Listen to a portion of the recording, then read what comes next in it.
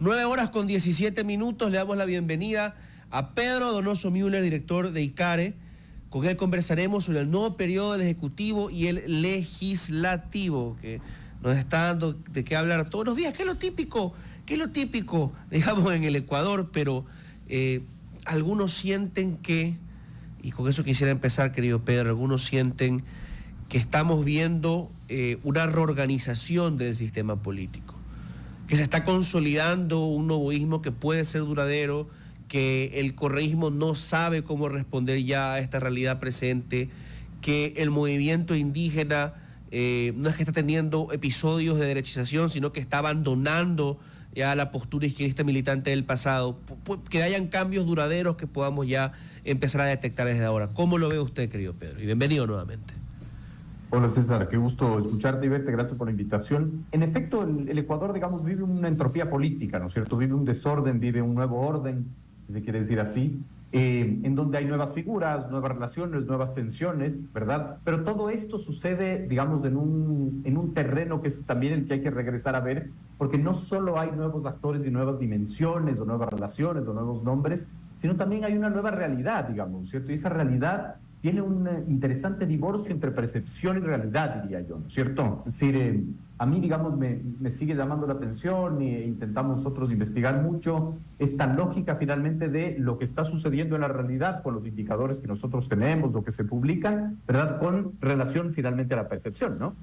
Es decir, somos, de acuerdo al Consejo Noruego de Migraciones, el tercer país con mayor migración forzosa en la región, después de Haití y Colombia. Más de 100.000 personas, digamos, tuvieron que migrar internamente de manera forzada por la violencia, ¿no es cierto? 49% de niños están en situación de pobreza, lo publicaba el INE. Es decir, digamos, el primer trimestre del 2025 ha sido el trimestre más violento de la historia. Esa es la realidad. ¿Cuál es la percepción? Y la percepción es distinta, ¿no es cierto? Tenemos un presidente electo con 1.3 millones de votos sobre su rival. Tenemos un presidente que empieza, de acuerdo al CIES, con su gestión, su nueva gestión, con más de un 60% de valoración positiva. Entonces, hay esa realidad que es compleja de leer y eso se decanta finalmente a las tensiones que vemos no solo en el legislativo, pero que también vemos finalmente en las otras funciones del Estado, en procesos de selección y designación de autoridades. Es decir, esta entropía y este nuevo cambio, este nuevo orden empieza, digamos, también a ver esta lógica de una tensión en un escenario determinado. Pero ahí quisiera dibujar paralelismos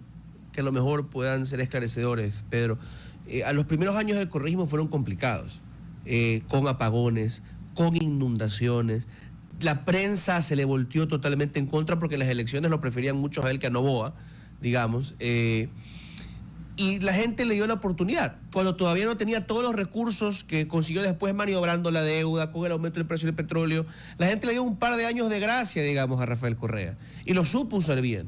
No estaremos viviendo lo mismo con Noboa, que a pesar de que tengamos malos indicadores, problemas, errores, pugna política, la gente dice: aquí puede haber una oportunidad de refundación, que es lo que queremos, y debemos darle estabilidad a ese refundador para que dure en el tiempo y pueda hacer cambios. Yo estoy totalmente de acuerdo, porque además los fenómenos son iguales, ¿no? Son muy parecidos. Es decir, el fenómeno correísta cooptando líderes de otros movimientos, de otros partidos, engrosando finalmente las filas de un movimiento nuevo que era Alianza País en sí mismo. Obviamente hay una diferencia radical, que es la claridad ideológica, diría yo, ¿no? Es decir, Alianza País tenía una identidad ideológica, ADN no la tiene. Pero el gran factor diferenciador es que el contexto no era el mismo, ¿no? Es decir, la crisis que vivía en el Ecuador en el 2006 no era una crisis tan profunda como lo que nosotros estamos viendo, y sí había, si bien yo concuerdo que hubo problemas finalmente, ¿no es cierto?, pero no era esta policrisis tan devastadora, digamos, ¿no? Es decir, no teníamos los niveles de violencia que además afectan profundamente el tejido social, no estaba tan destruido, digamos, el tejido social en sí mismo, y quizás sí había una lógica distinta en el entendimiento de las problemáticas y la priorización de los problemas, ¿no? Y parece que se cumple esta máxima que escribe Byung-Chul Han en su libro El aroma del tiempo, en donde dice: cuando ya no es posible determinar qué tiene importancia, todo pierde de importancia, digamos, ¿no? Esa sería para mí quizás la gran diferencia, pero los fenómenos son similares. Y ahí sí habría que ver, ¿no es cierto?, si es que Noboa puede consolidar su gobierno con una ventaja real, que es la ventaja económica, ¿no es cierto? Es decir, empieza a dispararse, ¿no es cierto? Cuando Correa se siente en Carondelet los precios de los commodities, ahora no se ve esa proyección finalmente, ¿no? No habían guerras como finalmente estamos viendo ahora. Entonces, creo que hay dos factores de diferenciación, el contexto, ¿no es cierto? Y el tiempo en el ámbito económico también. Doctor Donoso, buenos días. Yo quería llevar su análisis y escuchar su respuesta en torno a la situación internacional. Y tomemos como parangón el cambio de paradigma con Montecristi, con una nueva constitución, con una dinámica económica enfocada en una alineación en ese momento de una China boyante, al precio del petróleo como lo planteaba César.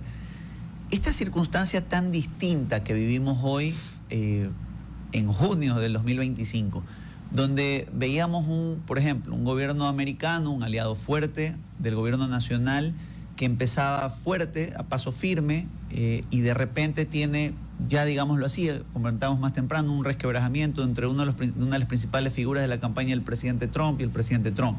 Tenemos una China que está en constante tensión comercial también con Estados Unidos. Tenemos una Rusia y una Ucrania incrementando en tensión, una Europa en tensión con Estados Unidos. Y ante este escenario, un presidente Noboa, que creo yo lo hemos visto con la capacidad de sentarse a la misma mesa que el gobierno americano, sentarse con algunos de los principales líderes europeos, abrir las puertas de inversión china. ¿Cuál es ese rumbo que usted cree que el Ecuador debe tomar para aprovechar la coyuntura internacional compleja? ¿O en su defecto va a ser una debilidad en la posibilidad de generar estabilidad a 4 años?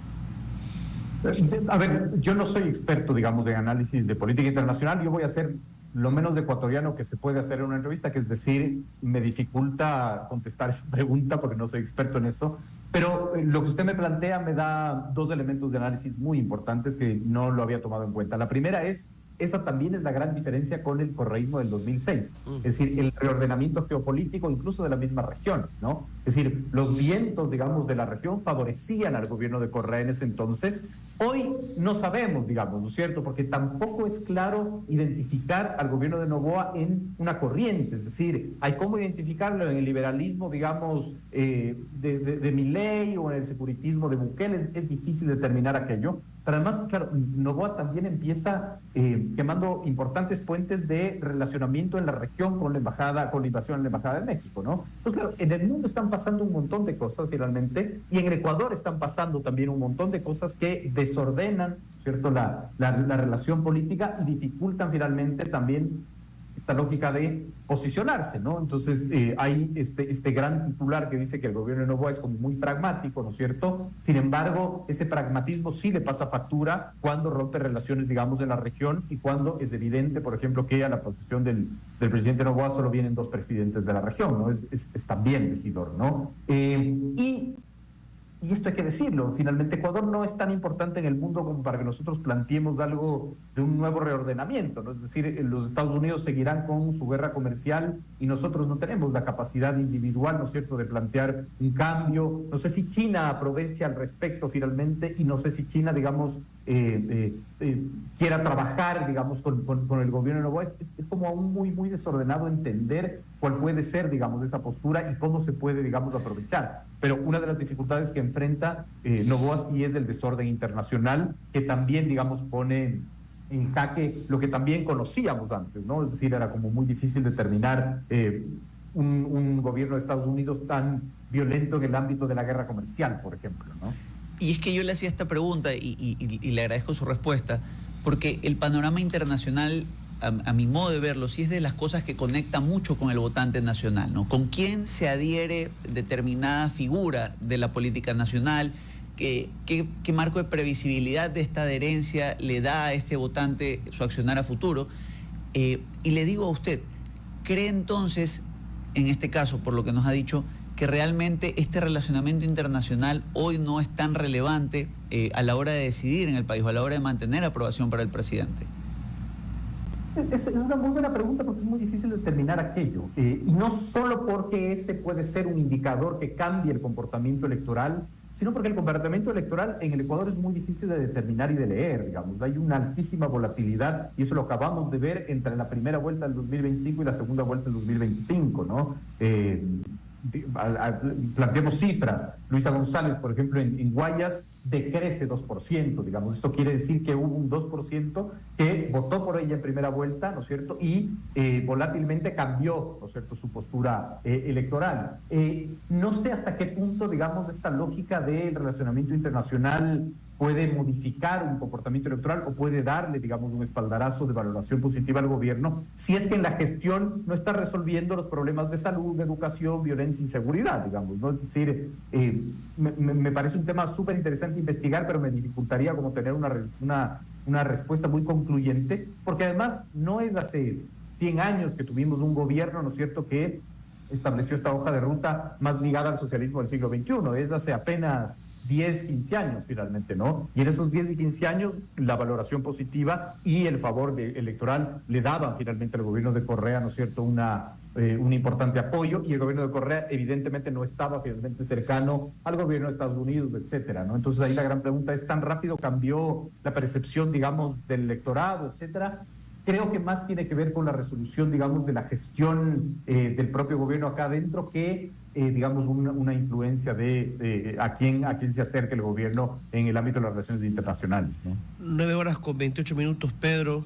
El tiempo, como siempre, inclemente, no perdona.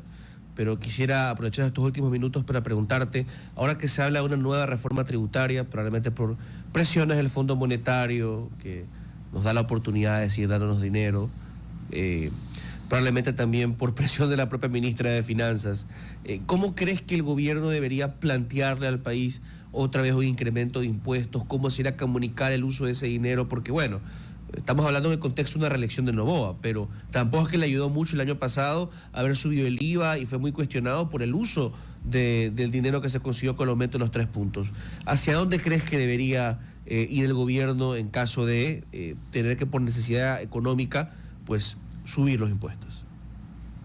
Digamos, me frustra mucho el hacer estos análisis, porque en teoría, ¿no es cierto?, un gobierno que eleva el IVA, un gobierno que reduce subsidios, etcétera, es un gobierno perdido en lo electoral, y eso no ha sucedido con el gobierno de Noboa, ¿no? Es decir, el fenómeno de Noboa tiene que ser profundamente estudiado, porque es un gobierno que ha hecho todo lo que el manual, ¿no es cierto?, de la política te dice que no hay que hacer, y así todo ha sido profundamente exitoso, digamos, en los resultados, ¿no? Por ejemplo, las tensiones que puede tener de manera fácil entre ser apoyado por los gremios empresariales hace menos de un mes y ahora finalmente tener esa tensión, ¿no es cierto?, porque elimina el subsidio al diésel de los atuneros. No estoy diciendo que está bien o está mal, lo único que estoy describiendo es el hecho, ¿no es cierto? Entonces, claro, no sé si finalmente, digamos, el cómo plantear una reforma tributaria le afecta al gobierno, ¿no? No sé si hay un nuevo momento y sí le pueda afectar, sí le pueda pasar, digamos, una factura, etcétera. Creo que sí tiene que ver más finalmente con lo que haga con esos recursos o cómo pueda justificarlos, digamos, ¿no? Y hay que ver también cómo vendría esa reforma tributaria, aunque en Ecuador no es tampoco mucho misterio, digamos, ¿cierto? En el Ecuador hay 2 procesos electorales y 2 reformas tributarias en promedio cada 2 años, digamos, ¿no? Y usualmente lo que se hace es atacar a los bancos, ponerle impuestos a los bancos, es lo más fácil, ¿no? Es decir, sí hay siempre, digamos, ese comportamiento. No creo que le afecte, digamos, sería muy interesante ver cómo lo va a postular y plantear, pero creo que más tiene que ver con qué hace, digamos, con esos recursos y cómo justifica esa necesidad, digamos, ¿no? La verdad que no sé si es particularmente ecuatoriano, quizás sea particularmente malo en el Ecuador, como el tema presupuestario siempre es una cuestión de parchar, ¿no? Aquí sobre todo con la remisión también, no sabemos cobrar bien impuestos, todo es una pelea, entonces hago la remisión para cobrarte algo y te condono parcialmente. Y lo hizo Correa, y lo hizo Moreno, y lo hizo Lazo, y lo hace Noboa. Un poquito también te pongo estos impuestos extraordinarios de un año que lo han hecho también, creo que Lazo lo ha hecho Noboa porque toca y no hay más que hacer, tapando huequitos y no resolviendo el tema de fondo. Pero bueno, estimado Pedro, esperamos poder encontrarnos contigo nuevamente, con usted nuevamente, en una pronta ocasión. Hasta eso les damos un muy buen día. Un abrazo, gracias por la invitación. invitación. Buen fin de semana.